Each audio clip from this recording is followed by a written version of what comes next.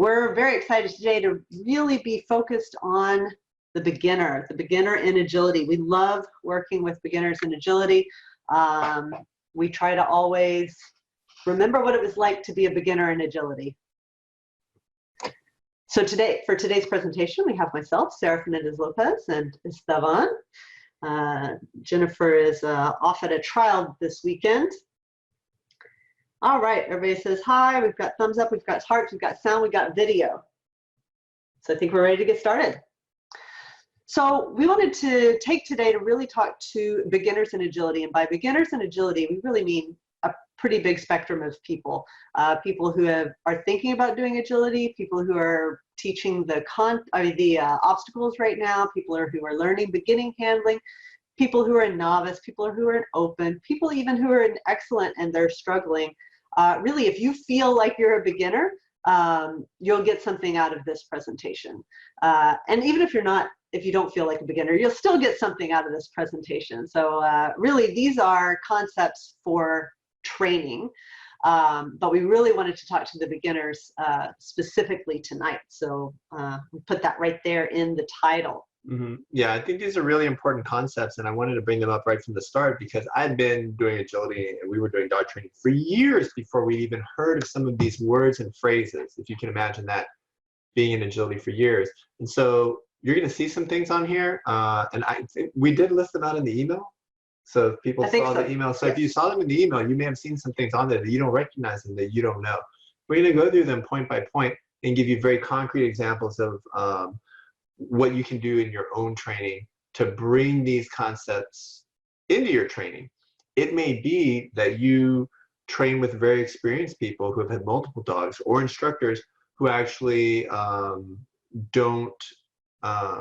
who haven't taught you these concepts and who don't use all of them or don't use some of them very often, or they use them but they don't realize that they're using them. For you to know what these concepts are and to use them purposefully is going to be very, very powerful.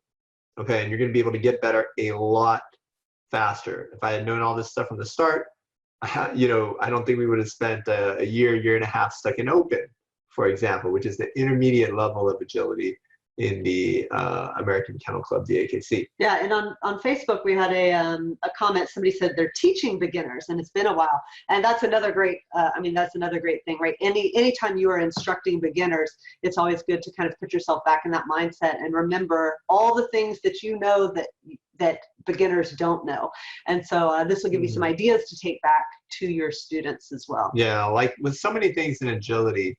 Almost any presentation that you hear can be very good even for advanced people and obviously instructors as well. But we wanted to call this for the agility beginner and put it in the title because we wanted to let beginners know, people who really think of themselves as beginner, as this is a presentation for you. It's going to be a safe place. You can ask questions that otherwise you might be reluctant to ask, right, at a different webinar, right? We always say you can ask questions, but it's very hard to ask questions because I think a lot of people have had the same experience I did, right? I went to medical school, and they would say in medical school, most of the professors or teachers, you'd be on rounds or whatever, and they would say, don't be afraid to ask questions. There's no such thing as a stupid question. I would ask a question, and then people would look at me like I was stupid. Okay, or answer it in a tone that made it very clear that it was something that they thought you should know. And even if my classmates didn't know it themselves, and I knew they didn't know it, they would pretend like they knew it. So we all learned our lesson, right? That even though many times instructors will say there's no such thing as a stupid question, they don't actually mean it. And so we actually mean it, and we wanted to create kind of this safe place for beginners. So I'm very serious about the questions.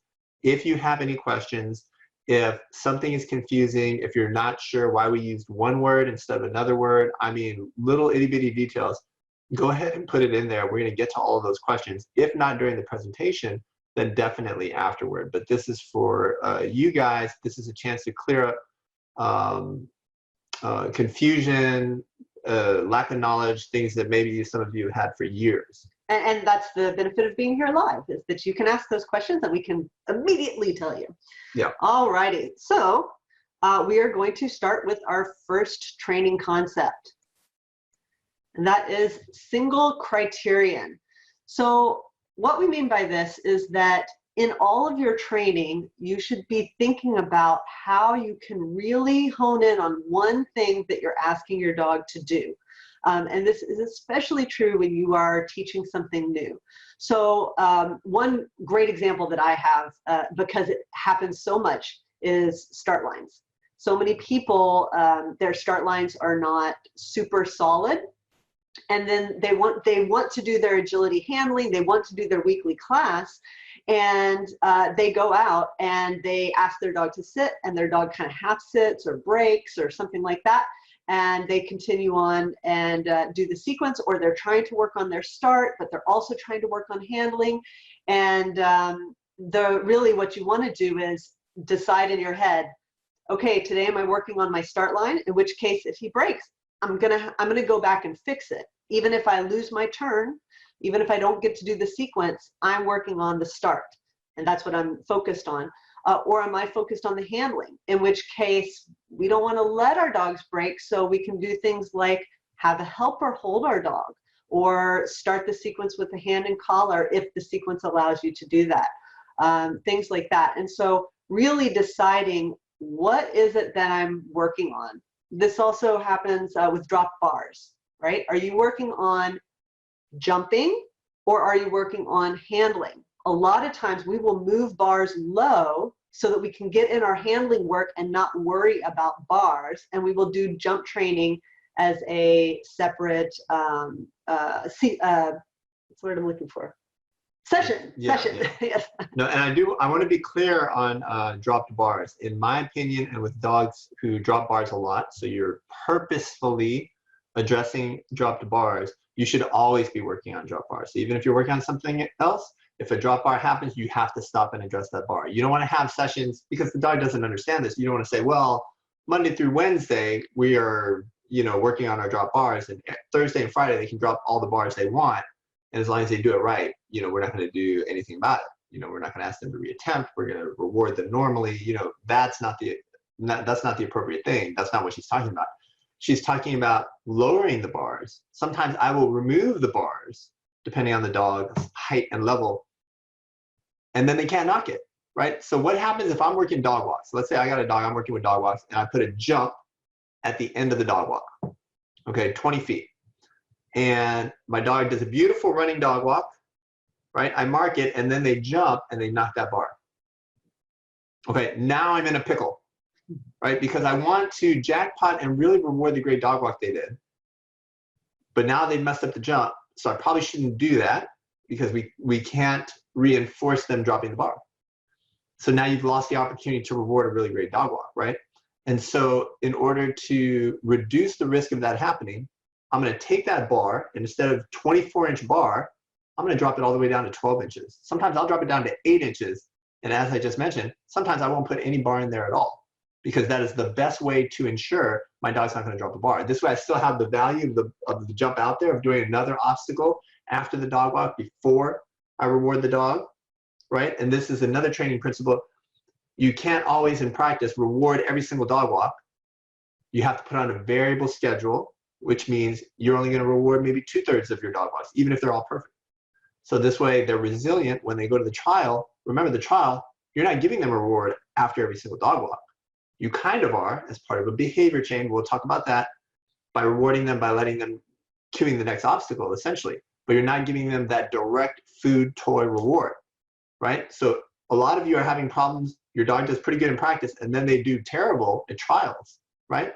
That's because you're rewarding them 100% of the time in practice and 0% of the time in trials. And so a way to bridge that is to do variable reinforcement. Key part of that is adding another obstacle after whatever obstacle you're working on. So in my case, the running dog walk, I need to put jumps before and after, tunnels before and after, and then sometimes I'm going to reward right after the dog walk, sometimes I'm going to reward right after the tunnel. Okay, but I don't want them dropping that bar. So again, using the single criterion idea, drop the bar height. Using the single criterion idea, use a tunnel instead of a jump. And it's one of the most common reasons that a tunnel is used by top trainers who are doing running dog walk training instead of jumps. Just no one bothered to tell you that's why. All right, and so now you know the secret. That's right. And so, of course, we're going to, over time, we're going to add lots of behaviors. So you're doing all these different behaviors at once. Yeah. But when you are initially teaching or when you're working on a problem, you need to really think about what is the one thing that I'm working on right now that I'm trying to get done here and focus on that. And in your training, think about how you can break down skills. So, for example, the teeter has height, the teeter has movement, and the teeter has sound. Thank you. It makes a lot of bang. I knew there was another thing, right? And so in your training, you can think about how can I work on each of those things independently before I put them all together. All right, you ready for the next training idea? Mm-hmm, mm-hmm. You touched on this a little bit, but it's reinforcement frequency. So we want to keep reinforcement rates high. We want to keep reinforcement rates really high. And in our opinion, working with people, the vast majority of people do not keep their reinforcement frequency high enough in training. Some dogs can deal with that, but a lot of dogs can't. And so if you really focus on keeping that reinforcement frequency high, more dogs are going to do better. Right. I think that's absolutely true. If you look at any top 2 trainers, right? If you compare me to someone who's approximately the same, right? And we're getting different results from our dog, it's almost always going to be the way we reinforce the dogs, right? It's all other things being equal. Let's say that on average, I have a 55% reward rate and they have one that's 50%, right? That 5% increase over the course of a year of training sessions is thousands of rewards more for one dog than the other dog, okay? Now, if you and someone else go to a job and you guys do the exact same work, okay, but you knew the other person was making thousands of dollars more than you for doing the same work, how would that make you feel, right? So you want to kind of think of it in a similar way, right? That it matters how we pay our dogs, how much we pay our dogs, and the more you pay them, it correlates very strongly with satisfaction. Satisfaction correlates very strongly with speed, desire, motivation. Those are all things that we really want on the course. So just rewarding more in general is a really, really good thing. As Sarah said, it's the #1 thing that we're not seeing. I don't think that we talk about the reinforcement schedule anywhere else, so I think now's a good place to talk about it. I already alluded to it a little bit under the single criterion, but everybody, and this is a huge beginner mistake and something that I'm telling you, there are people on these international world team whatevers, they go to these big events for all the different organizations and national titles, and they teach agility and they have online classes too, and they don't even understand how to do this, okay? But everybody who's here, now you guys are gonna get the secret, okay? It's very important that we put our dogs, for most behaviors, on a variable reinforcement schedule, okay? So they kind of can't predict when it's coming, and what this does is it makes them persistent in performing that behavior. Okay, and the classic example they give you is the vending machine, right? You have a vending machine at work or wherever you live, and if you put money in there, and every time it gave it to you, right? Like 100 times you've gone, you never had a problem, you always get it back. And then one time it doesn't work, right? Are you going to abandon that machine and never try it again? No, right? Because it worked 100 other times, you're gonna go ahead and try one more time. So maybe instead of putting in 50 cents, now you're gonna put in another 50 cents. You're gonna take that chance based on your reinforcement history that has been provided to you by that machine, right? And what happens next depends on what happens when you put that thing back in there. Okay, you have this reinforcement history, and that reinforcement history is gonna let you go ahead and give it 50 more cents. But let's say it eats your money. It eats your money again. Say, okay, I'll try one more time, but now your attitude has changed, right? Shaking it. You're very concerned that you're not going to get rewarded. You're feeling a little stress and anxiety. You really want those Cheetos or snack or Pop-Tarts or whatever's in there. I like Pop-Tarts. It's pretty exciting when they started putting those in vending machines. And so now you put it in for the third time, and if it doesn't work there, right, you might quit the machine, right? You're like, okay, something's wrong with this machine. I'm not doing this anymore, okay? Or you put it in that third time, and now you get your Pop-Tarts. Now you think, whew, okay, you feel kind of a sense of relief, right? But now going forward again, the next time you come back, right? And let's say you do 5 or 6 of them, no problem. And then again, it rejects you, right? It doesn't give you your stuff. Now you're like, okay, whoa. I'm gonna go ahead and persist because I know the machine is temperamental like this. Do you see what I'm saying? Because you chose to reinforce, kind of intermittently, the machine reinforced you. In this scenario, the machine's the trainer, we're the dogs, right? We're gonna keep putting money in there, right? We are going to persist. And that's kind of what happens when we run into problems with contacts and start lines and things like that.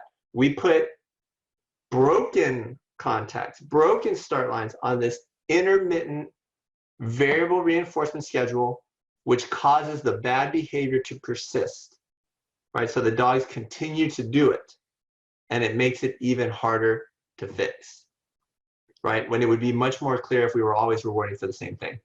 So this is kind of a difficult concept. It can be a difficult concept to understand. So it works with both bad behaviors and with behaviors that are desirable. Yep. Maggie had a question, and I just want to let her know that that is one of the 9 things we're talking about is dealing with mistakes. We're going to get there. But I want to talk a little bit about how you increase this reinforcement frequency. So we want a high rate of reinforcement. So one thing is, and I think this especially applies to beginners, is do not persist when your dog is making an error over and over. You need to reassess, because either you are doing something to cause the error or your dog doesn't have the skill that you're asking for them to do. So a good rule of thumb might be, I think especially for a beginner, an advanced person can kind of gauge their dog, but is if they get something wrong 2 times in a row, you better kind of pump the brakes and figure out what it is that you need to do. And you can make things easier to increase your rate of reinforcement. So for example, if they're knocking bars and you're working on handling and you're not able to reward them because they dropped the bar, you can put the bar lower. They're less likely to knock it. They're going to get more reinforcement. Let's say you're working on a sequence where there is an off-course trap, an obstacle that's close by that your dog sees and might take that they're not supposed to take for that sequence, and your dog falls for that off-course trap. You might move that off-course trap a little further away. They're more likely to get it right, and you're able to give them a reward for that.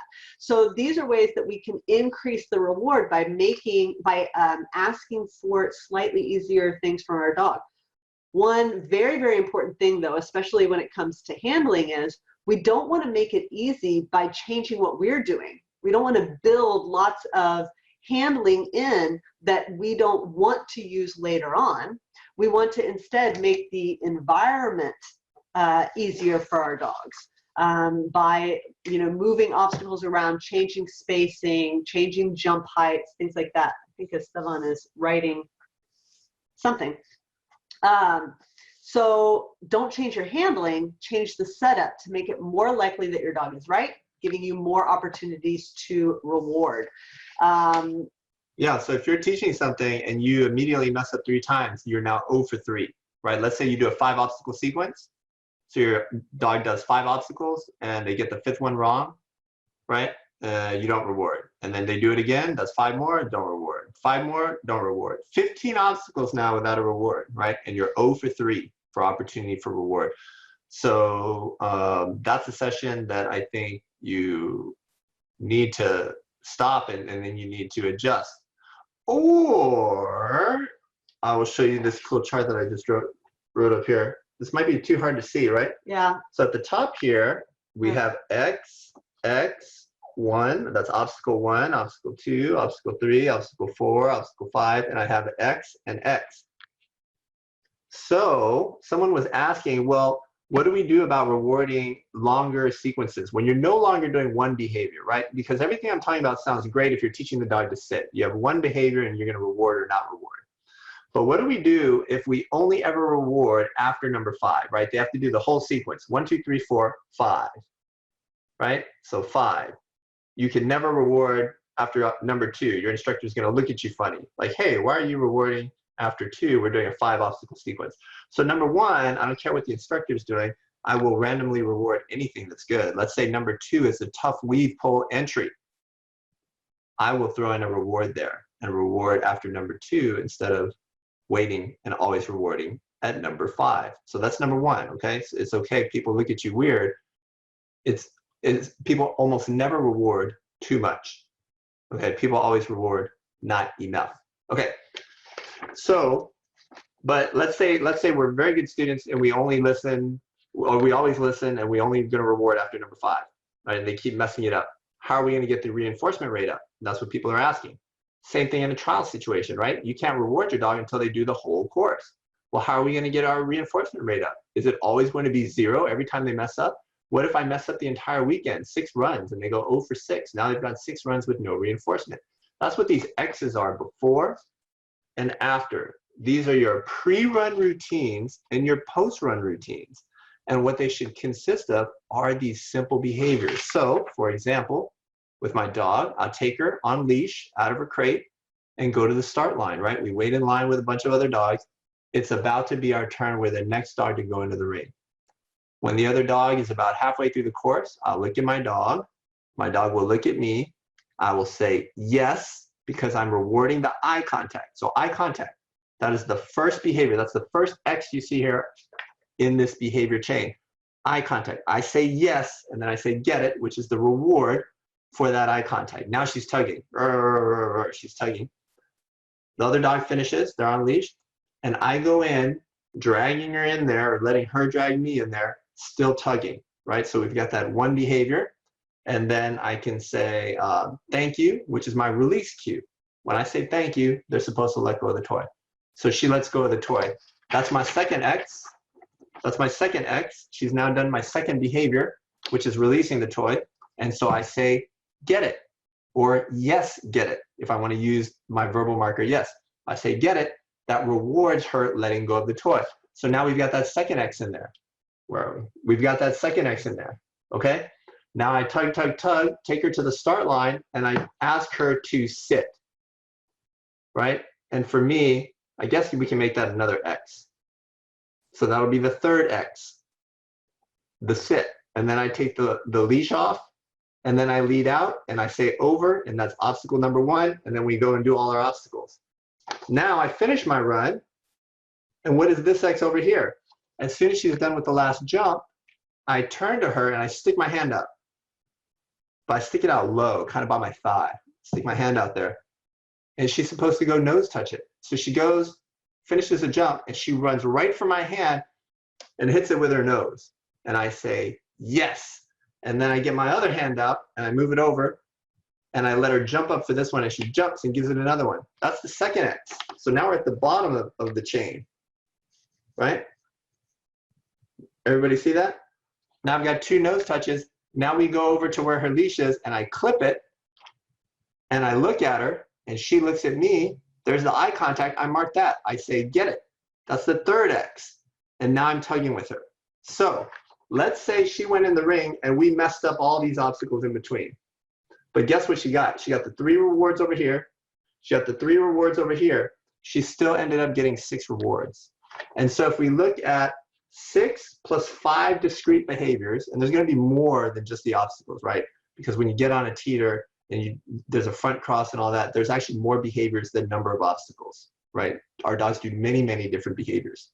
So if we look at this chain, they're actually getting reinforcement, right? And so that's what you can do, and that's what you can do in practice. You can work on what we call transitions, right? Which is the amount of time, all that time, your dog's not doing the actual running of a sequence. right? Up to the time you sit them, and all the rest of the time, that's transition time. Those should be full of simple behaviors, and they're getting lots of rewards to keep them motivated, excited in the game. But you think of it as one like never-ending chain that starts as soon as you bring them out from their crate for your practice. Okay, that was kind of a long explanation, but a very, very important one. Somebody asks, oops, I just lost the comment. That's okay, we'll get it back. But yeah, that's exactly right. Being aware of reward frequency is what is going to let you make it higher. Because if you're not aware of it, then you are just thinking, my dog got this, my dog didn't get this.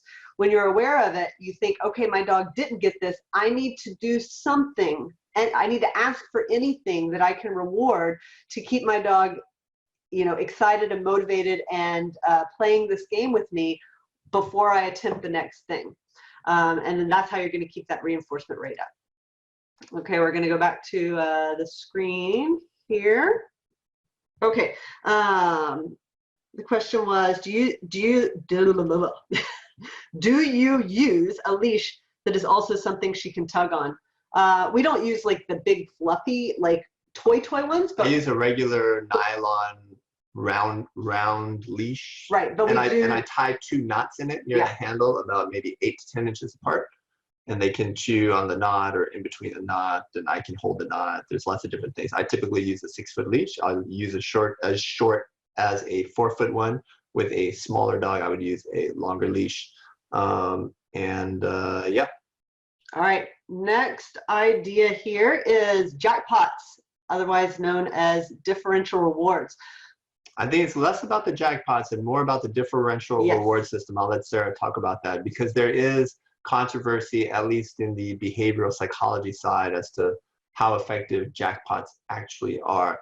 To me, anecdotally, by observation, I feel like they work, but they may work for reasons that are different from why we think they work, from why most trainers think that they work. That's something I'm going to let academics figure out. Okay, all I know is like that mice and stuff. Yeah, all I know is for our training, we're going to use them. Right. And what we're really using is a differential reward system. So right. Go ahead. So you'll hear people talk about jackpots, and they basically just mean give your dog an extra awesome reward. It might be more of what they usually get, like a handful of kibble instead of 1 piece. It might be something better, like steak instead of kibble. It might be, if you use tug, it might be a really vigorous tug session rather than just a 1 to 2 second tug session, but in some way it is above and beyond a normal reward. And one of the reasons that this is important is because it lets us reward more things and still communicate with our dogs.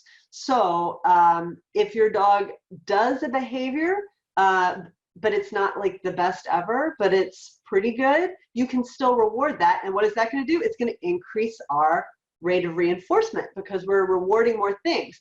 But now we have this ability to extra reward the really good stuff so that we see more of it. And in fact, with some dogs that are a little bit softer, that they need a lot of rewards, or they get confused and they shut down and they sniff and they decide they don't want to do this anymore, we will actually have basically an always reward policy where you get something small for effort, and then you get a normal reward for doing it right, and you get a jackpot for doing it fantastically. And we have worked with enough dogs to have a lot of faith that this system works, that it is okay to reward your dog when they make mistakes, as long as you can communicate with them to let them know when they really got it right.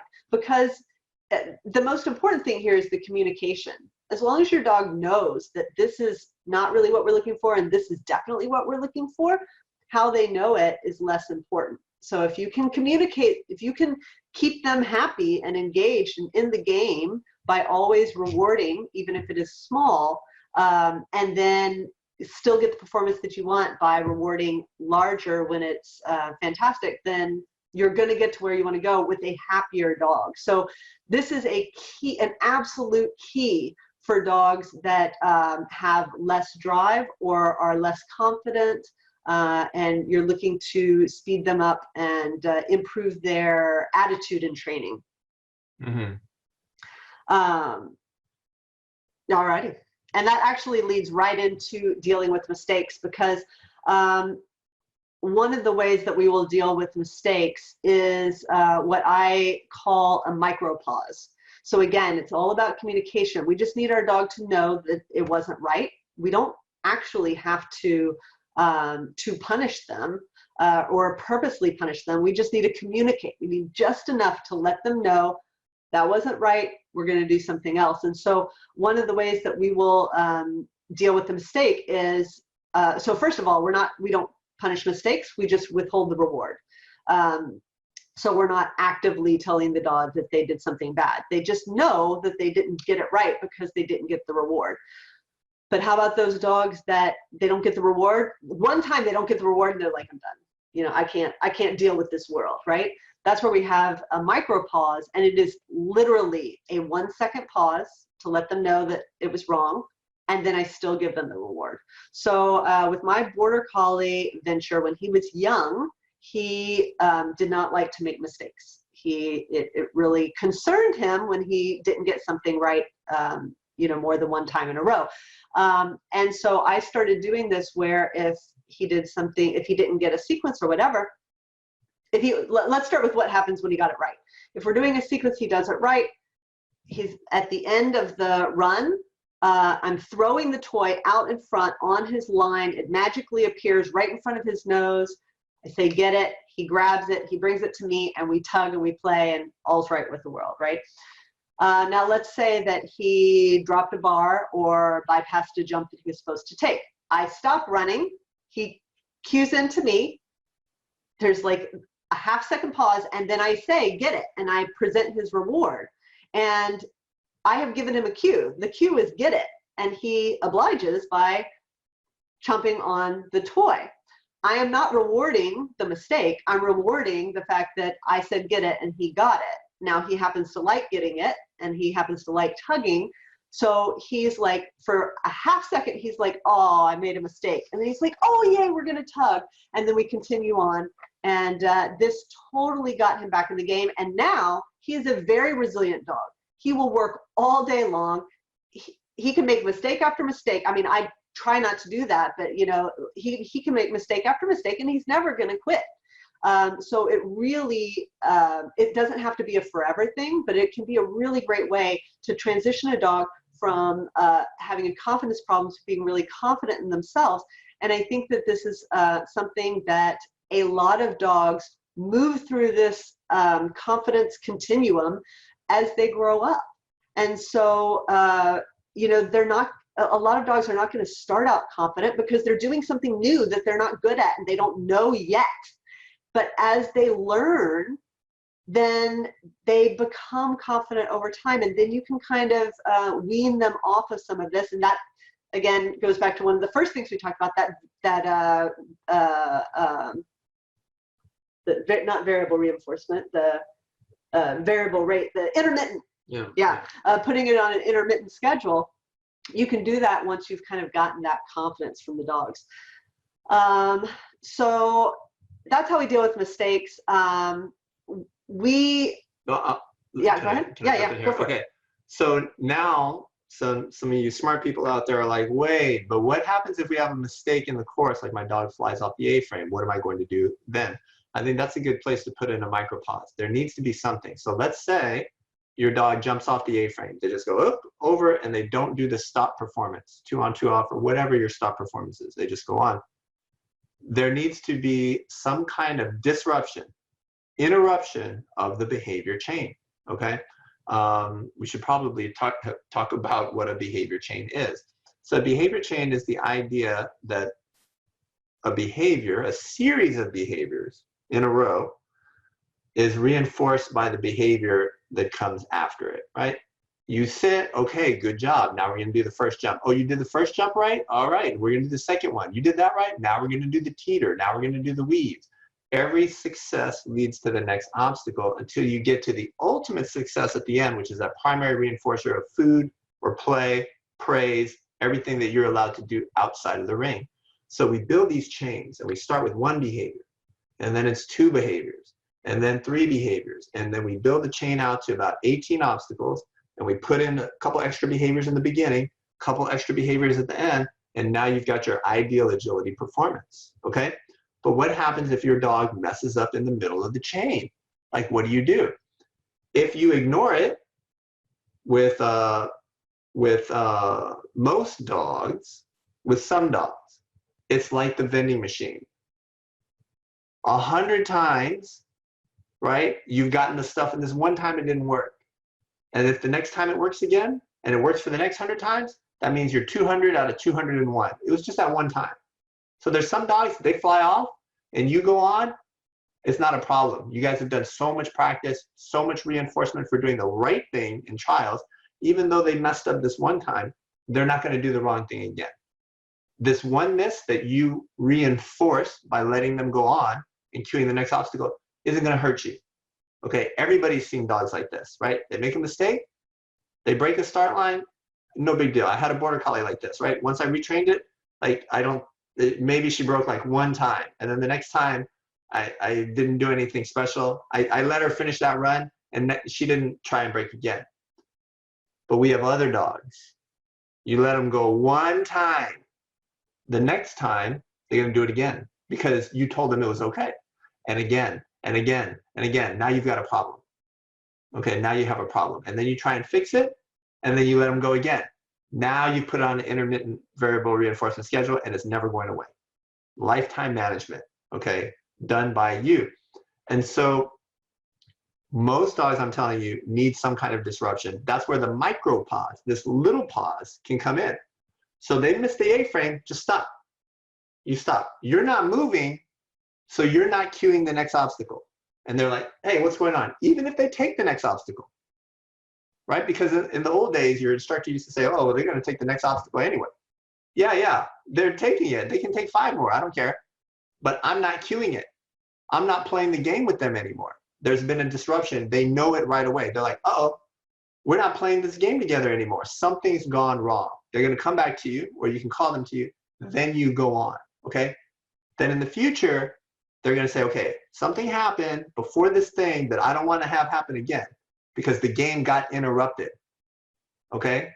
You don't have to be mean. You don't have to yell at them. You don't have to make a bad face. They just know the game has been stopped, right? And they're going to work to avoid that scenario, right? They're going to offer that behavior less because it didn't get them what they wanted, which was to go on in a nice, smooth, fun, running kind of way. Okay, so in my opinion, you need some kind of disruption. Some dogs are so extreme or have reinforcement histories that are so strong, you must leave the course. Like you cannot even go on after a pause, okay? Not every dog, those tend to be the more driven dogs. So people are right when they say, well, I shouldn't leave with my dog. Other people are like, I have to leave with my dog. It's because every trainer, every dog, and every reinforcement history is different. And you can't know just by looking at one run what's the history behind a team. Okay, so hopefully that makes sense. Okay. We had a question here that said, would you also say something in addition to pausing, like where was your target? And I would say this is about a no reward mark. Yeah, it's about that, but I also would say that you know, dogs don't they don't speak English.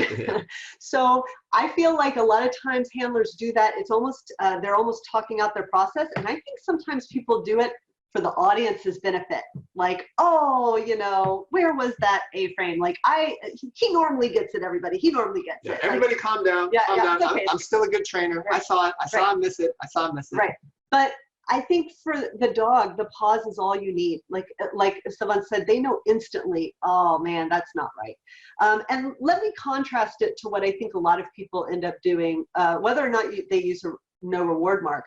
They draw out this lack of reinforcement, right? So the dog makes a mistake and they very slowly go walk and reset the bar, and maybe they're chattering to their dog and saying, oh, you got to keep that bar up, and they purposely draw it out. And this is actually the exact opposite of what you want to do, because not only did your dog make a mistake, not only did they not get the reward that they wanted and that they expected, but now by drawing that out, these things are all related, all these concepts that we're talking about, by drawing that out, what are we doing? We're decreasing our rate of reinforcement because now we're increasing the length of time that our dog doesn't get a reward. So it's working against our rate of reinforcement to draw that out. So we just want the minimum amount of time that it takes for our dog to understand that it wasn't right. And then we want to start asking them for other behaviors they can do so that we can counteract that lack of reward with reward. And then we want to use our differential rewards to say, okay, maybe we'll do some nose touches for kibble, but when he gets that sequence right the next time, we're going to have a vigorous tug and I'm going to bang on his side. I mean, this is what my dog's like, right? Physical play, you know, and we're going to have a good time and it's really going to be awesome. So we're going to use all of these concepts together to make the best training for our dogs. So very quickly on no reward marks. Okay, we've talked about this in other places, but there's now a growing body of evidence in psychological studies that show it has a negative impact, a bad impact on the attitude of the learner. And that's if you can do a real one. Most people can't do a real no reward mark. Sorry, did I jump to your conclusion? Yeah. Sorry.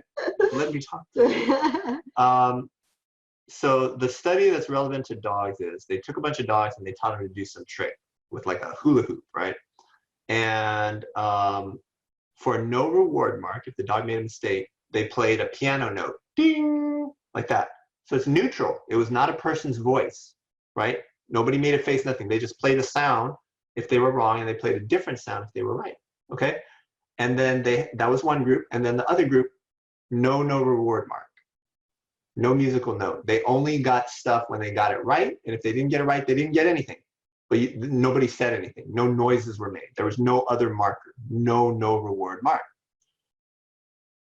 The dogs that got the piano note, the no reward mark, did worse, okay, on the behavior, right? Slower rates of learning, worse performance, et cetera, et cetera. Several other studies have found the same thing. I found that to be true personally in my own dog training. I thought it was because, you know, I couldn't keep the disappointment or anger or heat out of my voice. And so I said, I'm just not gonna, I'm one of those people, I just can't do this. Like, I can't keep my voice neutral. But then when I started seeing all this research where they were using neutral markers, I was like, you know, that makes a lot of sense too. And so I just don't do it. So I'm gonna advise you not to do it. There are some people who do it. If they're able to do it okay, I would use it sparingly and only in certain situations that is beyond the scope of this webinar. We're not going to talk about it here. It's a much more advanced training concept. So that's about dealing with mistakes and using no reward marks. In general, we recommend not using them. And I've worked very hard to try and get them out of my own training. Of course, they're going to sneak in every now and then, right? Because a no reward mark does not have to be something you say. Right? It can be your body language, your posture, the way you look at a dog, all of those things, very subtle cues that our dogs are very good at reading body language. Those can all act as no reward marks. And then the personal experience that I had is working with my son, teaching him water polo. He's 14 now. And so I wanted him to shoot more. Like, he would be open and then he wouldn't shoot, he would pass, right? And I would be like, you know, you're hurting your team when you don't take those shots, right? Now the other team doesn't guard you, they can double team another player and all this stuff. And so I was like, I would be like yelling at him. I would be like, dude, you have to shoot. You got to do this, right? I'm inflicting punishment on him, right? I'm being loud and critical. And he's like, you know, he doesn't like it. You can see he's not smiling. He's being lectured at, right? And then the next time he didn't do it again at the next practice, you talk to him instead of 1 minute. Now you drag it out, like Sarah was talking about. Now I yell at him for 2 minutes. Okay, and all it did was make him not like water polo and not want to have me go to his practices, right? It was damaging my relationship with my son. That's what you're doing to your dog. Not all dogs, but a lot of dogs, okay? Maybe you don't have one of those dogs, okay? But you have to understand that most dogs are like this. Most dogs are like my son. It was damaging our relationship. So then I came out, I said, okay, well, I need to think about this like a dog trainer. And he happened to be grounded at the time, no cell phone. And he was supposed to get his cell phone back Friday, and it was a Wednesday practice. I said, hey, you score twice in practice during your scrimmage, you get your phone back. He was like, what? And so he went in there and he tried all kinds of stuff, right? He was taking shots, he was doing everything. He came out and he was like, yeah, and he felt really good about it. He was excited. I was like, hey, great job, right? That's what we're talking about.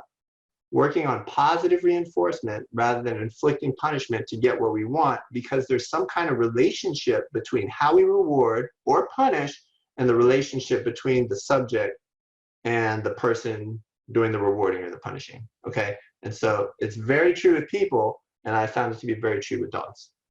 Okay. All right, next, are we ready to go to the next one? I say. Yeah, we're gonna be answering all your questions at the end. I wanna try and save that for the end and get through this for people. Yeah. Okay. So transitions, we basically have already talked about this.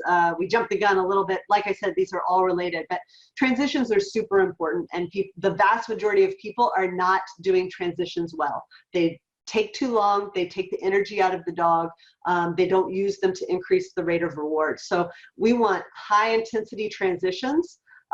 This is also going to help for dogs that get overly excited at trials and they don't at practice. A lot of times it's because you are taking, you're bringing down the energy level by leisurely going from the end of one sequence to the beginning of the other.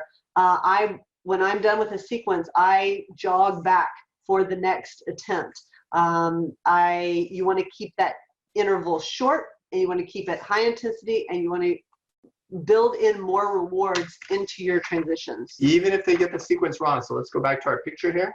Can you show them the picture? Yep, hold please. Okay, there you go. Okay, so we're going back to our picture here, right? Hand touch,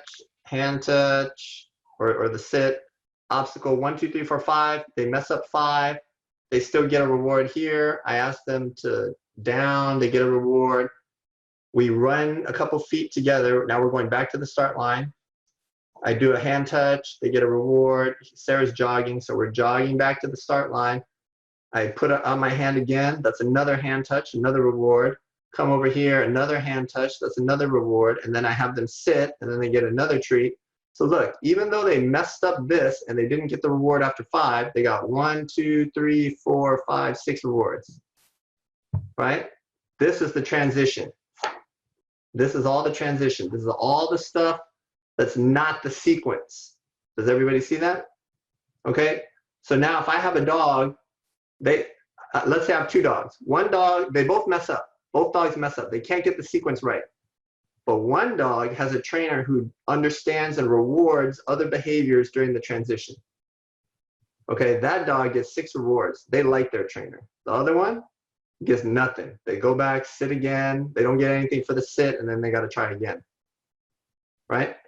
So what happens when they each fail the sequence 3 times? One dog gets 18 treats, even though they failed 3 times for other behaviors. The other dog gets nothing. Which dog do you think is going to have a better relationship with their handler? Which dog do you think is going to keep trying? Which dog do you think is going to enjoy agility more? That's why these transitions are so important. Okay? All right, so, and it increases that rate of reinforcement. So that's when we first brought it up. Brittany had the link to the study. Thanks, Brittany. So let's talk about reward placement. This is super important in agility, I think, more than a lot of other things. You need to think about where you're rewarding your dog, because it's going to change where they are looking, where they are focused. And so in general, we want to, in handling, we want the reward to just appear out in front of them, on their line. We very rarely want to reward the dog from our person, because there is very few times in agility where you want the dog coming to you, right? You want your dog running with you. You don't want them coming to you very often. And so this is especially true for beginner dogs, because beginner dogs tend to check in with their handlers a lot, to look at their handlers, to bypass jumps because they're looking at their handler. And the fix for that is they don't want to be looking at you. They want to be looking straight ahead, because they're like, when is that magic thing going to appear out in front of me? I promise you can get better at this. I'm not super athletic, but boy, my throws are spot on now after years and years and years. Like that toy appears right in front of my dog. And he never looks up at me. He is driving forward all the time. And that's how you're going to get that drive and that speed out of your dog. So if you've got, like, you know, a lot of people will come to us, they say, you know, I've got a Velcro dog. My dog is always close to me. And we're like, well, you know, how do you practice? And they'll say, well, we'll do 3 jumps and then she'll come to me and I'll reach in my bag and I'll give her a treat. And we're like, that's just not the right way to reward a dog when you're doing handling. And so toys are great for this, obviously, because they're easy to throw, and different toys are different, right? You want to find the toy that your dog likes that also travels in the air well. You know, like, it's important. But, you know, let's say that you have a dog that's more food motivated. Well, there's food pouches that you can basically put the food in and then throw it, and then the dog can get it, and then you can meet the dog and give them the treat.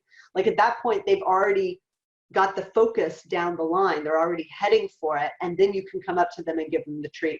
You can also trade them the toy for the treat. So if what they really want is the treat, you can still throw a toy out front and then meet them at that toy and give them a treat there. So they're like, there's no point going to mom, right? She's coming here where this magic thing that flies through the air is, and then that's when I'm going to get my steak. So even if you use food, you can still use this idea of reward placement. And you want to use it to help train your behaviors. So you want to think about where you want your dog, where you want them driving. So if you're working on a turn, you want to look at that arc and you want to reward along that arc at different spots. And that's how you're going to help your dog learn that handling. All right, good? Yep. Okay. Contrasting sequences. This is an idea that we love because it really lets the dog see what it is about your handling that matters.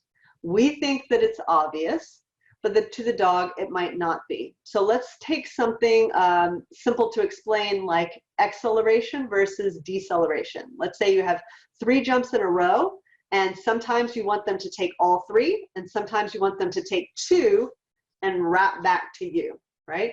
So 3 jumps in a row, you're going to be running, accelerating down the line. 2 jumps, you're going to run up 2 jumps and you're going to slow down very rapidly, and that's going to cue your dog to turn. Well, we like to train these things in parallel because maybe to your dog, 3 jumps means if I see 3 jumps in a row, I take them, and it doesn't really matter what mom is doing. She just happens to be here, but there's 3 jumps in a row. Or maybe it means anytime we run towards the big oak tree, I'm going to take 3 jumps. You think that they're paying attention to your handling. They have become patterned over a couple of sessions that when I go out and I see these 3 jumps, and we always start on this side and we always run to that side, I'm going to take 3 jumps, and they're not paying attention to you. So to help them understand everything that's important to the handling and everything that's not, like the fact that you're running towards the oak tree, we pair these things together and we say, here is what I look like when I want you to take 3 jumps in a row. Here is what I look like when I want you to take 2 jumps and turn back. And we pair lots of things in agility. We pair acceleration with deceleration. We might pair a backside with a front side, right? And so these are great ways to increase your dog's understanding and to force them to not just be relying on patterning. So dogs are brilliant at patterning. And so if you're working on one skill, you might think, man, my dog has got this skill, but they don't have the skill yet. They've just been patterned. And it's, I think people understand this maybe a little bit more intuitively when with like a simple behavior like a sit. Yeah, sits versus downs. Sits versus downs. That's another great contrast, right? So you teach your dog to sit, they sit, they're perfect, they're brilliant, they're fantastic, right? You start teaching the down, and then you teach the down, and they're doing it, right? Then you've been doing downs and you say sit and your dog downs. You know? They don't know nothing. They don't know nothing. That's right. Right? You have to be able to contrast the two They have to be able to discriminate the verbal cue. Because that's the thing that that people are always surprised by. They've taught their dog to sit, and their dog is sitting on cue because the person is saying sit. But then it turns out that to the dog, it was just like, well, when my mom sits there and goes la la la la la with her mouth, I do this behavior. You know, like they haven't picked out the word yet. So this Right. contrasting can really help them pick out what is important in your handling. Yeah. All righty. Back chaining. Back chaining is a cool idea for building up behavior. And let's talk about beginning sequencing, for example. So back chaining basically says, I'm going to start with one simple behavior. And then when my dog is doing it confidently and well, I'm going to add the one behavior before it. So let's say I'm going to start doing some sequencing that is jump tunnel. I'm actually going to start my dog in front of the tunnel, and I'm just going to have them do the tunnel, and I'm going to reward, and I'm going to do that multiple times. And then when I feel like my dog is confident with that, then I'm going to ask for jump tunnel. And what happens is you're putting the thing that your dog is less confident about, has less experience with, you're putting it first, and then letting them go from a state of not being completely sure to, oh, this is the thing I really know how to do. And so it actually, your sequence, your 2 obstacle sequence gets easier rather than harder. And this is a great way to build up behavior because the dog is constantly going more and more towards what they're comfortable with. And then they become comfortable with the first parts of the sequence. So we build up this behavior, but we do it by adding something at the beginning, and that's back chaining. Yep. And then contrast that to forward chaining, which also has its place, which is this is how most people used to train. Right. So most people would think about it the opposite way. They'd say, okay, well, if I'm going to do if I'm going to do a sequence that's 1, 2, 3, 4, and if I want to break it down for my dog, I'm going to do 1, and then I'm going to do 1, 2, and then I'm going to do 1, 2, 3, and then I'm going to do 1, 2, 4. That's forward chaining, and that can work too. But when especially if your dog is less confident, you might consider doing it back chaining. I basically use both, you know, at different times. Yeah. And Use both. Yeah. So, but at least knowing the name, because a lot of people are going to say, well, you know, you might be struggling, and somebody might say, well, why don't we try back chaining? And so now you know what they mean when they say that. Yeah. The one thing that I want everyone to kind of take from this as a beginner is agility is just a series of behaviors. It's a long chain of behaviors. And we want to make every link in the chain strong, right? Strong. If it's weak, your chain's going to break. Okay, it's going to break. And then you have a breakdown in your run. We can add links to before they even sit. So that's the other part that's missing for beginners. And we can add links that are very strong after the runs are finished. That's also very important, and most beginners and even experts miss. What we're going to do now we've covered the 9 tips, so you guys have the 9 tips. We're going to tell you that, well, we're going to have a Q&A, and then we're going to, you guys have been asking questions, so now we're going to go back to the comments and look and answer all of your questions. So you're welcome to stay if you like. You're welcome to go if you like. We do just want to mention that our VIP membership program, which opens just once a year, is open until Monday, and that's it. It closes again for the entire year. We just open it once a year, work with everybody during that year. And if you're a beginner, you can really benefit from expert advice. It's going to save you a lot of pain. Like I told you at the beginning of this webinar, these things, some of them I didn't hear about until I'd been in agility for 10 years. And if I'd known from the start, I would have been much, much better, much, much sooner. And so you guys can save yourself a lot of pain with the expert guidance that we can give you. It's Sarah, myself, Jennifer Crank, and everything is personalized. So all the questions that you're having for your particular dog, we are going to sit down and we're going to figure it out. We're going to see why your dog is doing this, why your dog is doing that. Because even though 2 dogs may look like they're doing the same thing, that they have the same problem, there may be very different reasons and thus very different solutions. right? So I think that's a really big deal. But you guys can check out the information page and see if the VIP program is right for you. Yeah, the link is down here at the bottom, baddogagility.com/VIP. And we wanted to bring it up because we've had a lot of questions asked about, I'm thinking about the VIP, but I'm afraid it's too high level for me. And so we definitely wanted to let the beginners know that there is a lot of advanced material there, but there is a lot that is at the beginner level. And we have many people who are getting ready to show. They haven't even done their first show yet. Right.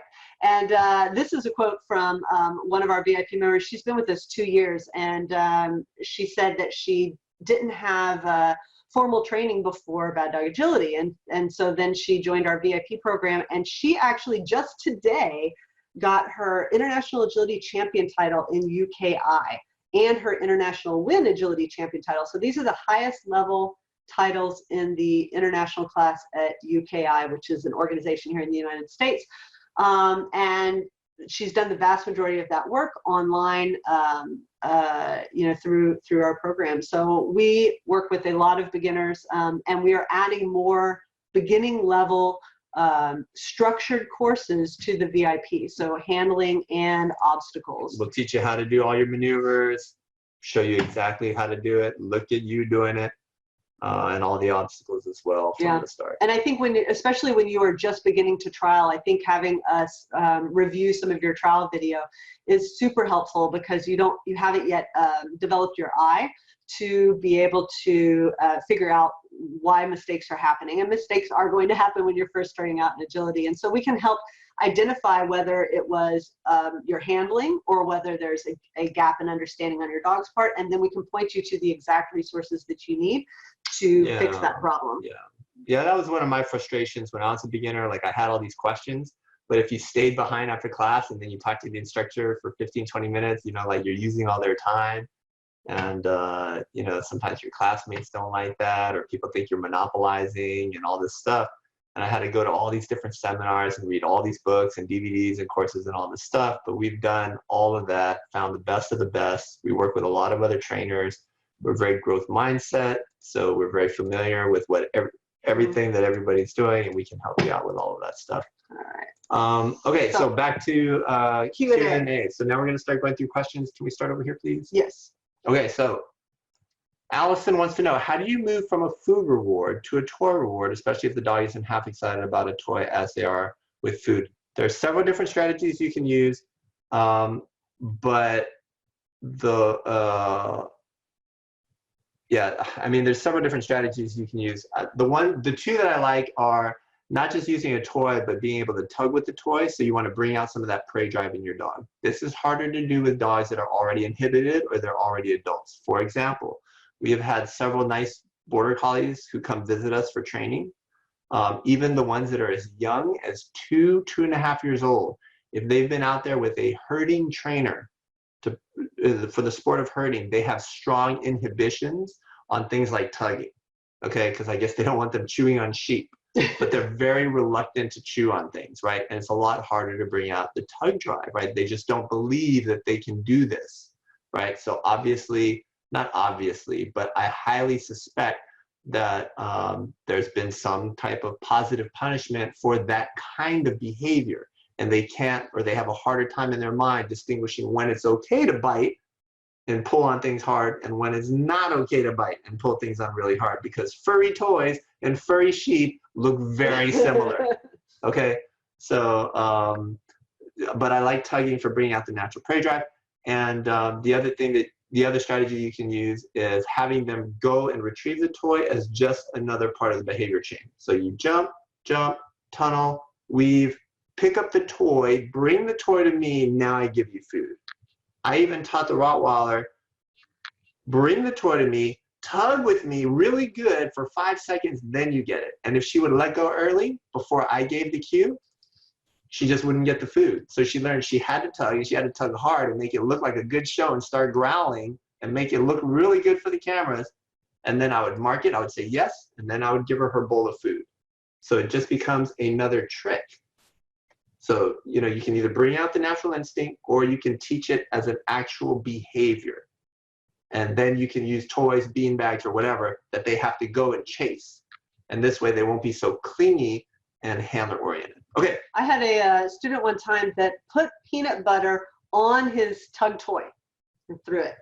So the dog, you know, didn't really want to tug, but the dog wanted the peanut butter, and you still got the benefit of chasing and reward placement. In general, I don't like using the food inside tug toys unless you're actively tugging with them. Like if you throw it and then you take the food out and give it to them, that's not how it's supposed to work. Okay, Lori wants to know, can you give an example of when you would use forward chaining? Forward chaining is what basically everybody does, right? You go to your weekly class, your instructor sets up a 10 obstacle sequence, okay? You do the first 6 and then you make a mistake, right? So now you're gonna do the first 6 again, and then if they do obstacle number 6 correct, then you're just gonna go on, except now you're adding them all, 7, 8, 9, 10, right? So that's kind of a forward chain, like you ran into that problem. Whereas back chaining, as Sarah explained, you know, you might start with the hard point and then go backwards. If number 6 is a hard weave entry, you start with that first, now the dog gets it, now we add 5, now we add 4, now we can add 3, 2, 1 all together. Right, you don't use either one exclusively. I think forward chaining is probably the default most of the time, but you should be aware of back chaining, especially when you're trying to work on something that's extra difficult or trying to work through a problem area. Yeah, let me rephrase my answer. So let me give you an example of when forward training to me is fine, right? Your dog is just learning to jump, and when they take a jump, they always come back to you. And so now you introduce them to a second jump, and they don't look for the second jump. They take the first jump and they come back to you. So you're trying to teach them to take the second jump. So there's obstacle 1, they can take that, you've already done several. Now you're adding a second one and you want them to go 1, 2. That's a forward chain, a simple forward chain.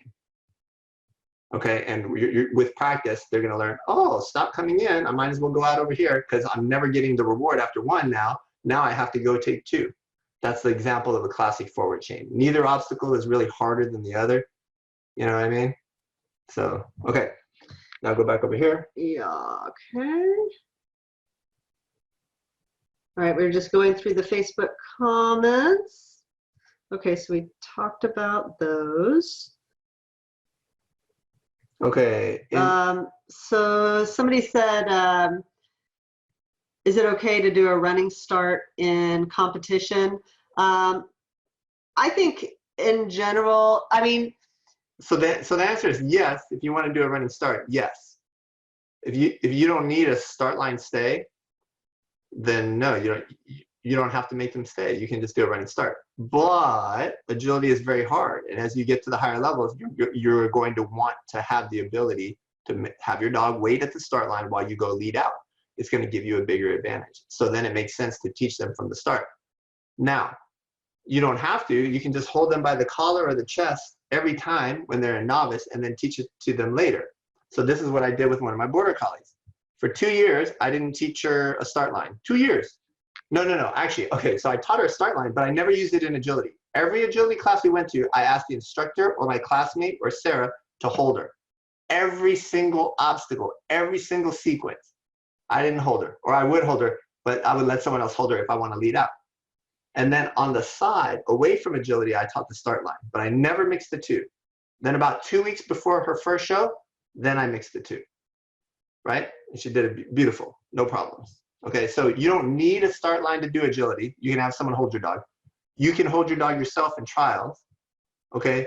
But you can't tell your dog to sit and then just let them break and just start running, because then they'll never sit, right? And eventually, we recommend getting a start line stay because you're gonna want the advantage you get from sitting. And I think the one other thing that that we need to say, just for safety's sake, is that if you don't have a stay because you don't have control over your dog, and that your dog might leave, or at the end they might leave the ring, you've got to make sure that you have control over your dog, and to keep agility safe for everybody. Yep. So Kim says that her dog doesn't visit the instructor because they're used to them, but at the trial she becomes the Walmart greeter. I would say that I would look and see if there is a stress trigger. So a lot of times people see these dogs wander off, or get the zoomies, or go visit a bar setter, and they think that it is the dog being social when it's actually the dog being stressed. So look and see if, you know, like let's say you're headed for the weaves and your dog is like, oh, look, a person. Probably they were a little freaked out about the fact that they were going to have to do this really complex weaving behavior and they weren't very comfortable with it. Yeah. So check and see if you've got, if there are stress triggers that might be causing That's that. where you need to review the video and you need to keep a journal. So then you say, oh, look, every time she goes to visit the judge, she's trying to do the weaves. She does the weaves, and then instead of the weaves, she goes visit the judge. You have a weave problem. Exactly. Okay. It's not a visiting problem. Let's say your dog doesn't want to sit. They keep shaking it off, and then they don't start, and then they just wander around and go visit people. Then they probably have an environment problem or maybe a start line problem. They're stressed out about the sitting, right? Maybe you guys had bad feelings between you in practice for the start line, or you fight about that a lot, right?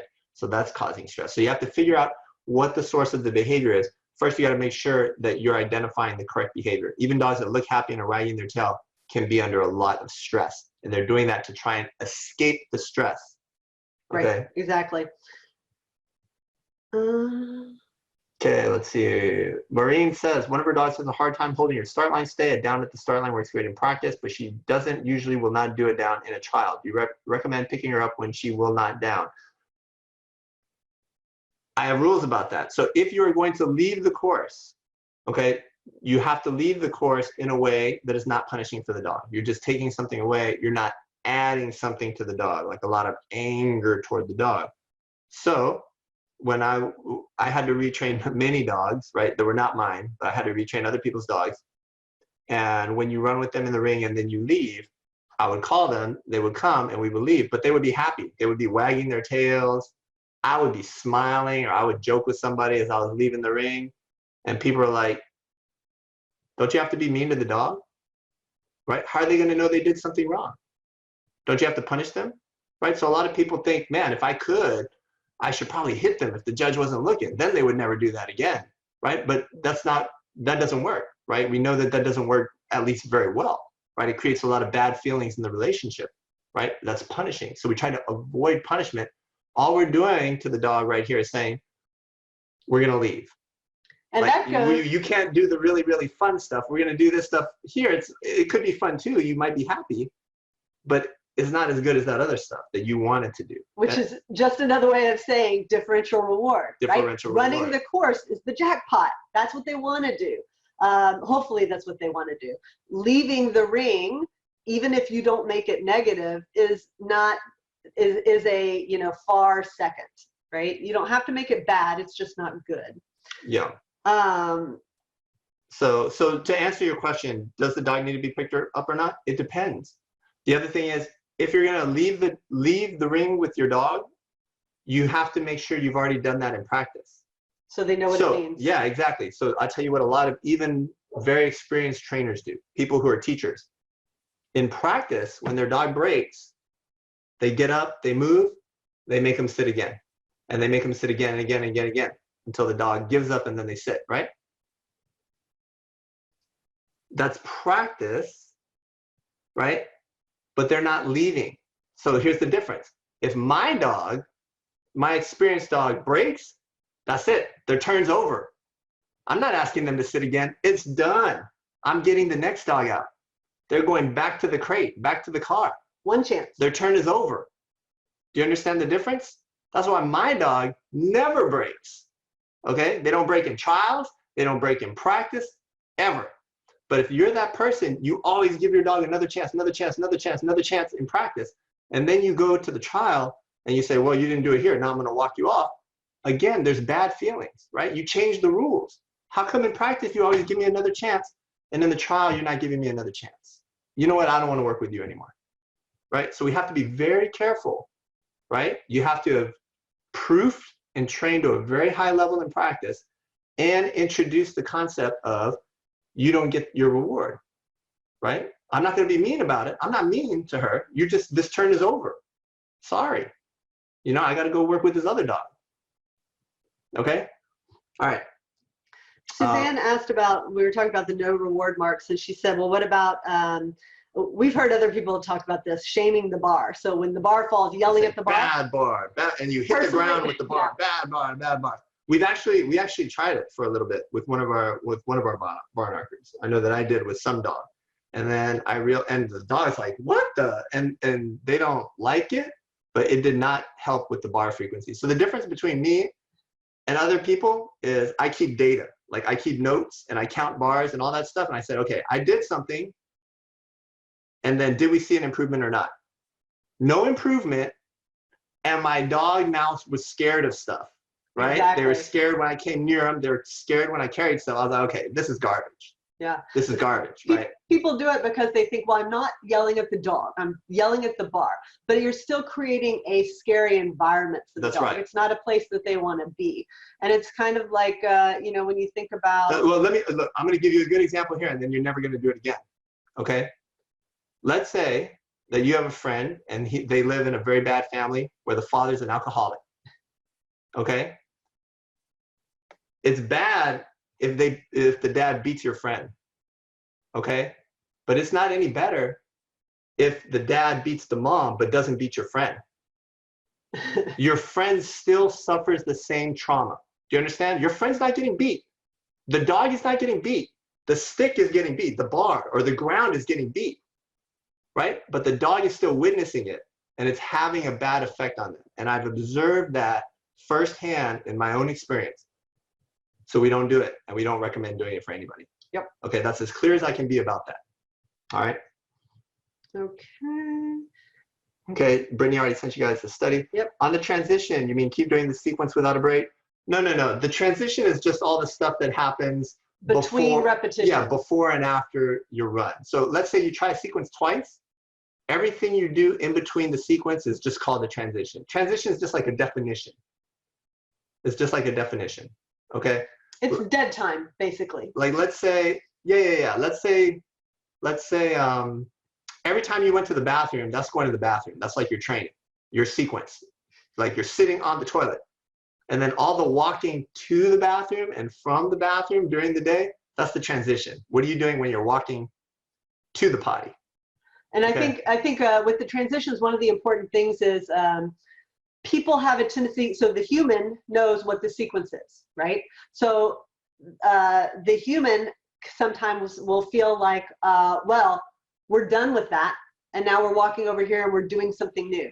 But the dog doesn't really know that you're done. So a lot of times what will happen is you'll do a 5 obstacle sequence, give the dog a reward, and then the handler disconnects from the dog and just leisurely walks back to the start. And the dog is like, whoa, did I do something wrong? They're ignoring me. They're not talking to me. Or you might be talking to the instructor.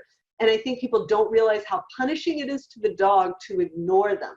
So we want to pay attention to those transitions. We want to pay attention to the dog. If we've got tug, that's great because we can tug with the dog and still talk to somebody else.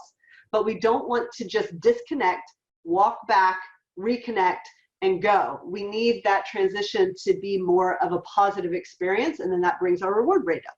Yeah. Okay, Valerie says, if no reward from a person, what does one do when using treats in practice on the grass? Treats disappear in the grass, use a food tube or food stuffed toy. Yes, we had a Rottweiler. She would chew up everything that you put food in. So ultimately, I took a big glass jar that was like, I don't know, like this, what is this? Like this size. It was like it's like a big glass jar. Like a gallon glass jar. And I'll put the treats in the jar and put the lid on there and just stick the jar on. And that would be the target at the end of the sequence. She would run, go get the jar and just wait by the jar. And then I kind of open it up, take the food out, put it in a bowl and give it to her. Exactly. You can also use an empty bowl that's placed out there, okay? But again, you want to put on a variable reinforcement schedule. How do you do that? Sometimes the bowl is there and sometimes not. There you have to be sneaky if you're practicing by yourself. I like to use an assistant. So the first time we do 5 obstacle sequence, the bowl's there. The next time, no bowl. Third time, bowl. Fourth time, no bowl. Fifth time, no bowl. Done. Sometimes the bowl's there, sometimes it's not. The dog never knows when. They're always going to go for where the bowl should be at the end. They're not going to come back to you for the reward. Okay? Exactly. Terry asked, what about dogs that are not handler focused? This is where we were talking about placement of reward and how we wanted the majority of the time for it to appear out in front. So can I? Yeah, go. Okay, so Terry, the obvious answer is if they're not handler focused, we want to make them more handler focused by rewarding from our body. But I found I would give people that advice, and then they would come back to me and they would say, yeah, it's not working. And then I'll say, okay, send me a video. They send me a video, and that was not the problem at all. The problem was the handler was doing bad handling. They were cueing the dog to go take the tunnel, and they were doing their front cross late.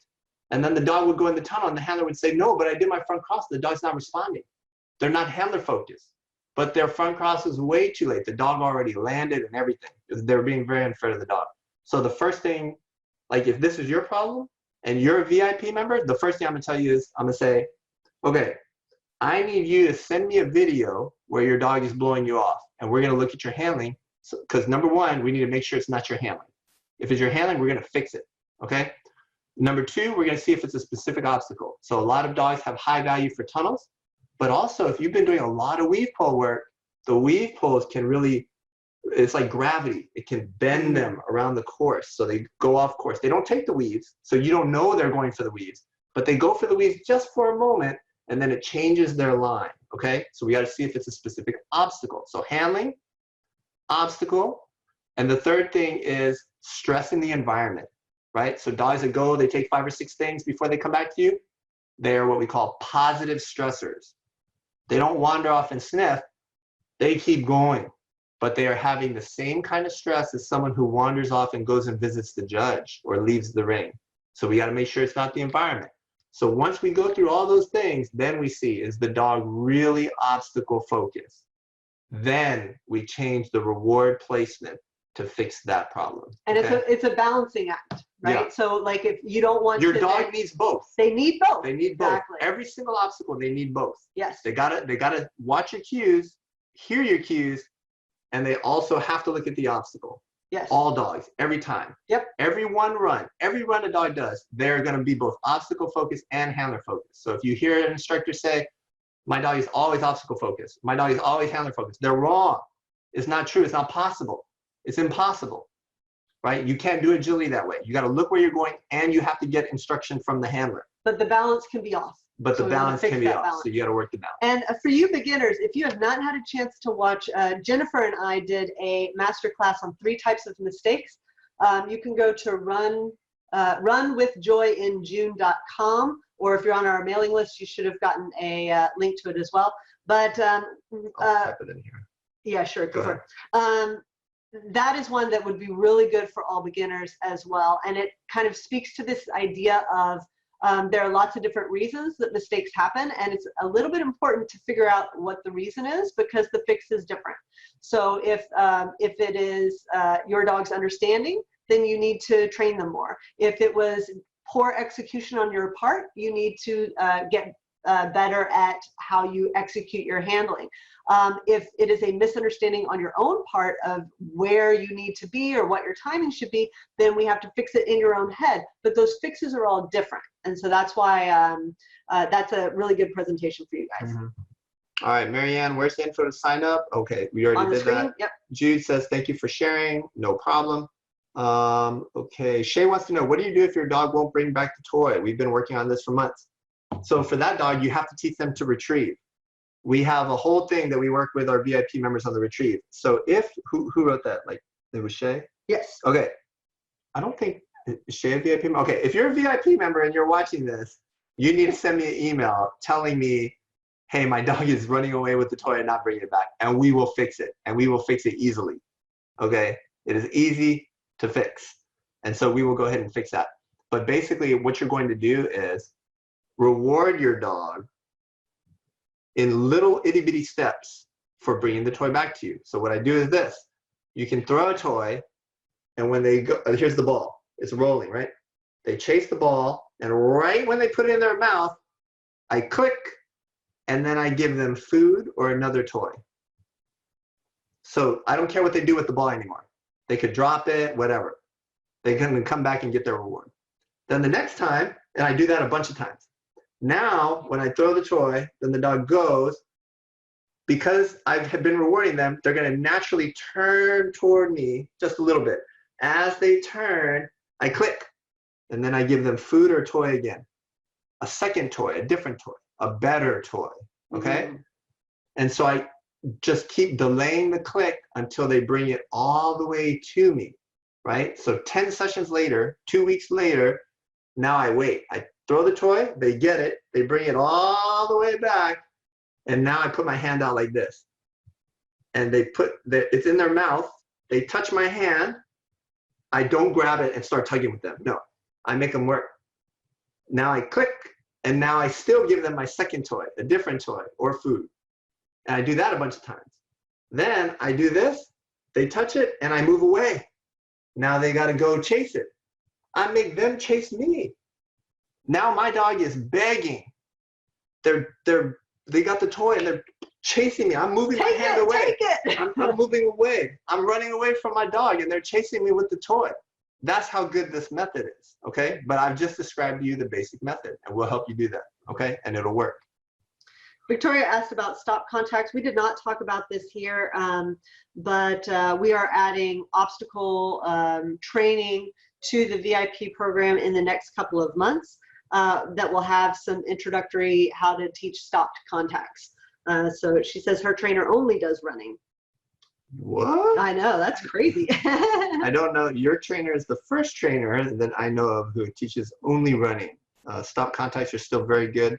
The current world champion in large dogs for FCI Agility World Championship, which is the most competitive and largest Agility World Championship, therefore the most prestigious, has a stopped contact, and he won the standard individual round, right? Yep. And he won jumpers, and then he won the overall title. Okay, so you do not need a running contact to win at a very high level. We're not anti-running contact, but it's just most trainers usually start with stop because it's easier to teach. Yeah, we can, yeah, of course we can help you with that. Okay, Valerie says, you mentioned something about if you have a food toy and toss it to it and opening and giving food to the dog is a no-no. Did I hear that correctly? Yes. Well, so different people have different opinions. Yeah. I don't want you to put food in a toy, throw it, let the dog bring it back to you and feed them if your goal is to teach your dog to tug. Yes. Okay. Now, if you don't care about tugging, but you need to throw a reward. But you need to throw something so they don't keep coming to you because you want them to go straight instead of being handler focused, then it's perfectly fine. Just remember this. You cannot take the food in the pouch with you into the ring.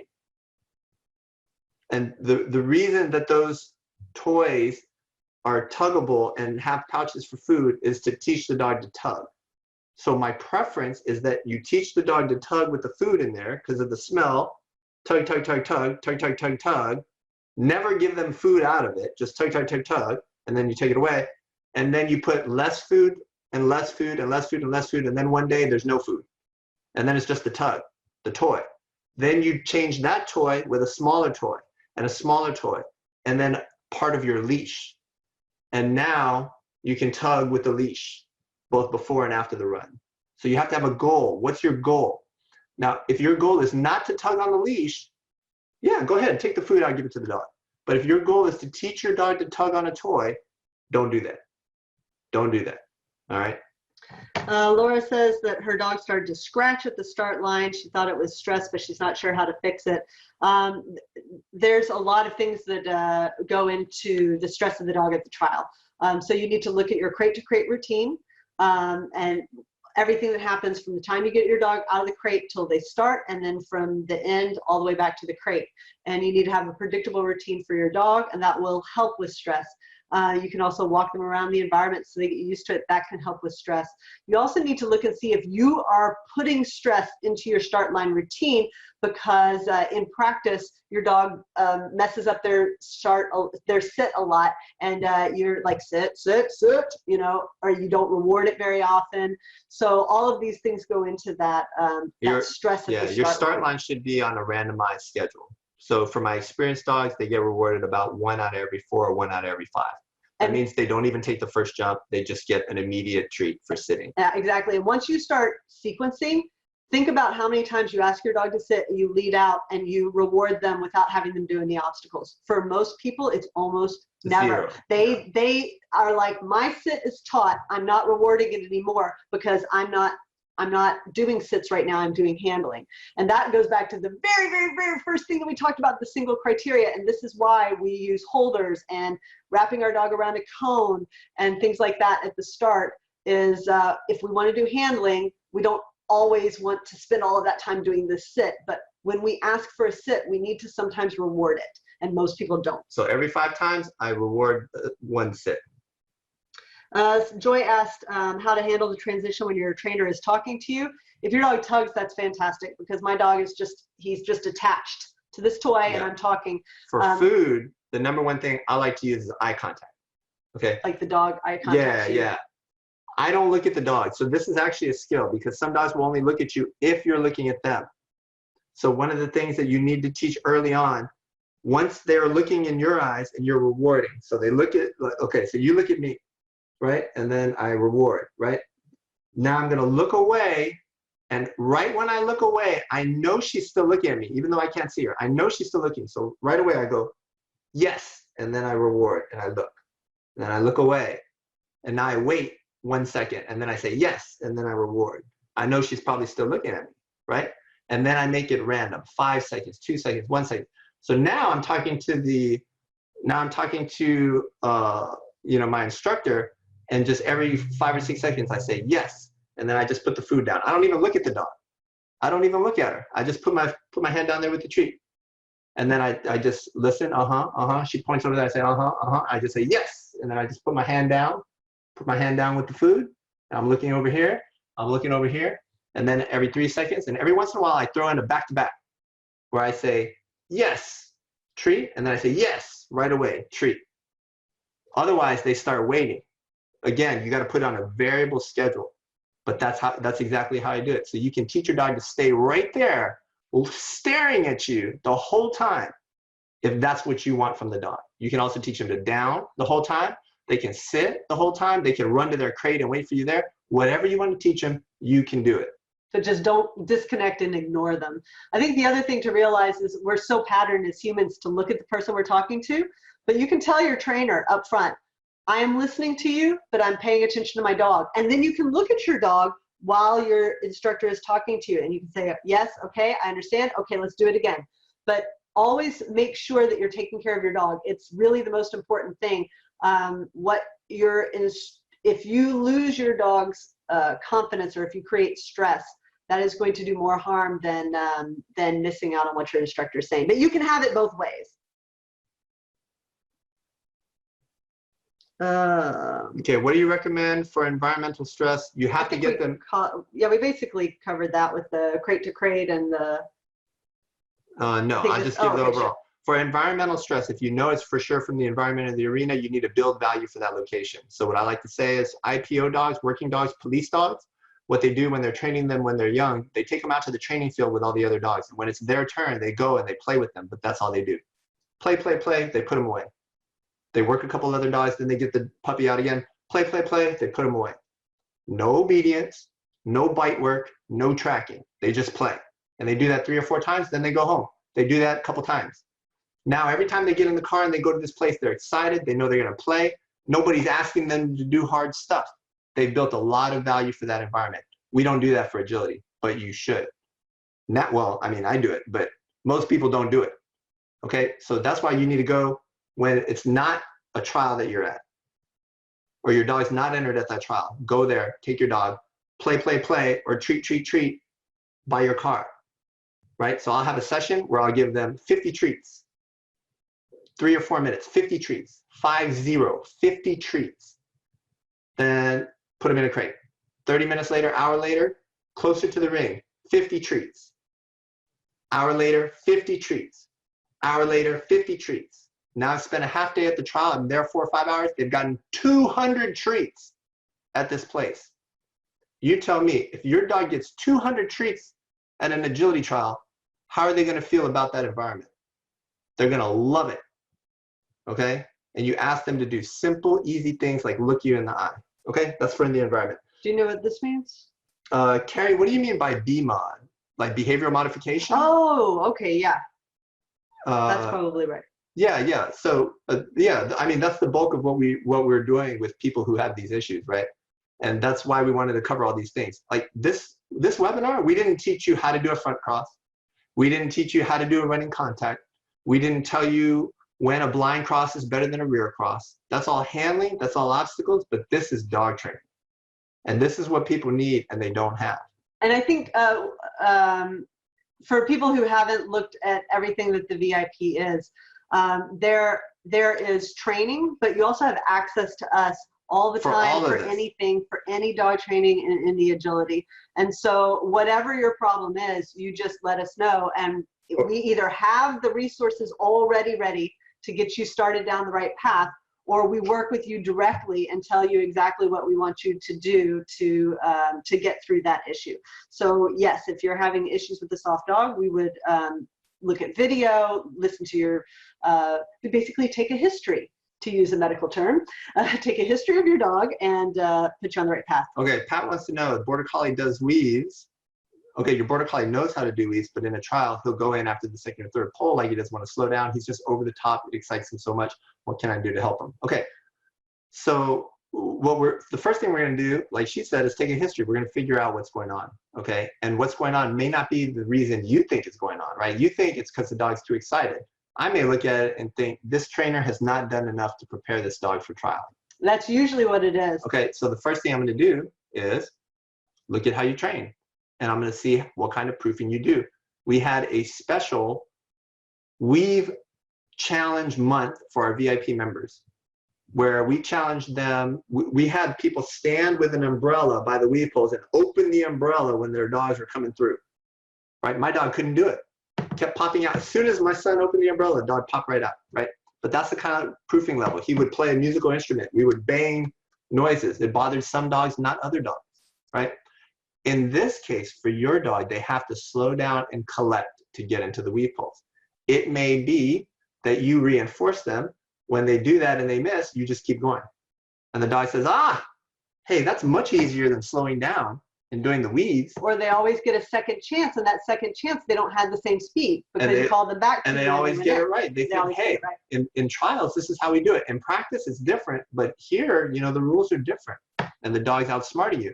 So we don't know exactly why, but I'm suspicious of your story, and I would need to see several videos and ask you more questions. And I think another thing that people that sometimes get it backwards, they think my dog is too excited at a trial, they're perfect at home.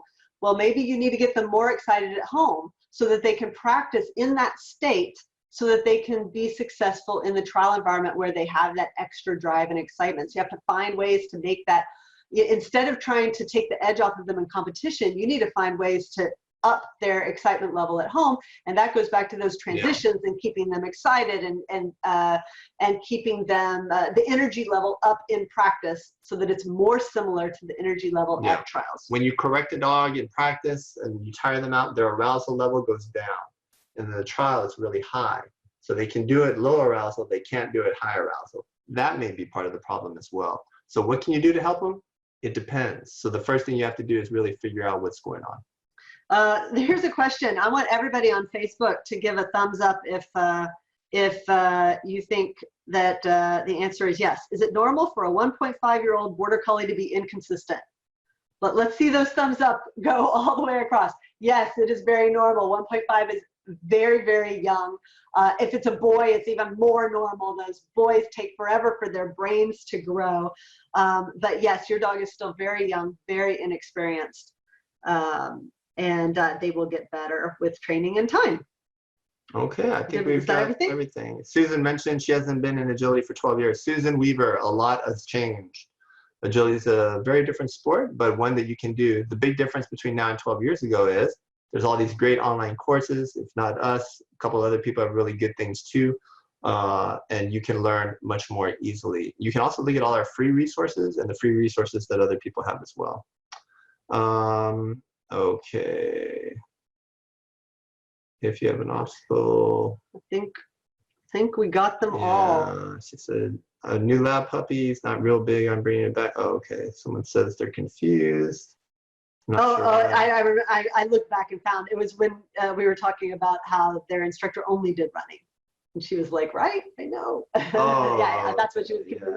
She was like, yeah. Yeah. I mean, running contacts are great, but they could be difficult to teach, and most trainers elect for new people to do a stop contact, which is a little bit. At least get the option of the other. Yeah. Yep. All right. Okay. I think we've covered all the questions. So if you have additional questions, write them down, and then in the next day or two, we will get to them. But for all of you people who are needing help and want help, get your free 30 days. Check out the VIP program, 30-day money back guarantee, no questions asked. Like literally, we don't ask. You just tell us. It's no big deal. Come in, take advantage of the 30 days, look at all the stuff that we have to offer, send your questions, get the feedback, send your videos, get the help you need, get a good start. Get a good start on the next year, all right? And then get your dog to their first show, or get your dog to their first title, whatever that you're working on, okay? Yep, $69 to get started. And they want the Run with Joy? Yeah, okay. Sorry, we're just answering somebody on Zoom wanted the Run with Joy in June URL. So we will send that to them. All right, everybody, thank you so much. VIP is at baddogagility.com/VIP. Closes Monday, do not forget. Yes, Monday night, 11:59 p.m. So, and then Allison, it's runwithjoyinjune.com. Can't figure out how to respond to this. Here, just type an answer to this one, I guess. Sure. Runwithjoyinjune.com. And you can always just email us, team@baddogagility.com. TEAM. That's right. All right. Thanks, everybody.